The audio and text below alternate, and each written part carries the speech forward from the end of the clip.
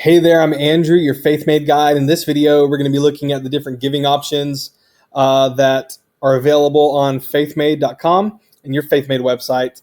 We have four that come out of the box on any site you create, and you can turn these off in the customizer. We have the giving online that just links to whatever giving provider you're using.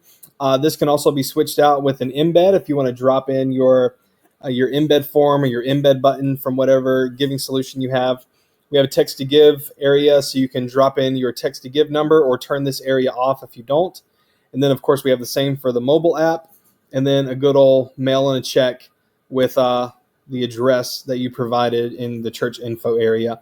To edit this stuff, we're going to open up the customizer. This pulls up the customizer panels to change the look and feel of your website site-wide. So the first thing we're going to do is find our giving tab. And right here, the first thing you see is that I have a giving link selected instead of the embed. So let's switch to embed.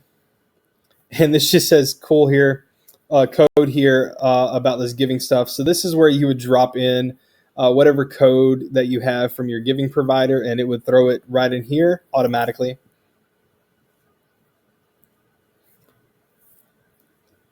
Next, we have our text to give option. Again, you can turn that off and on,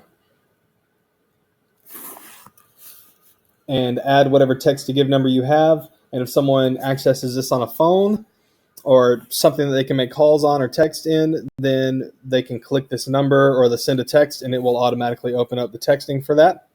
Next, we have our app giving. And you can turn that off and on whether you use it or not. And then you can delete whichever one of these you may not need. I'm an Apple guy, so I'm going to get rid of the Android. And then to delete the mail a check, I recommend leaving it. It's another, for one, it's always an option for someone to mail in a check, especially people in the older generation. And two, this is another address area that Google sees, and Google likes addresses for search engine optimization type stuff.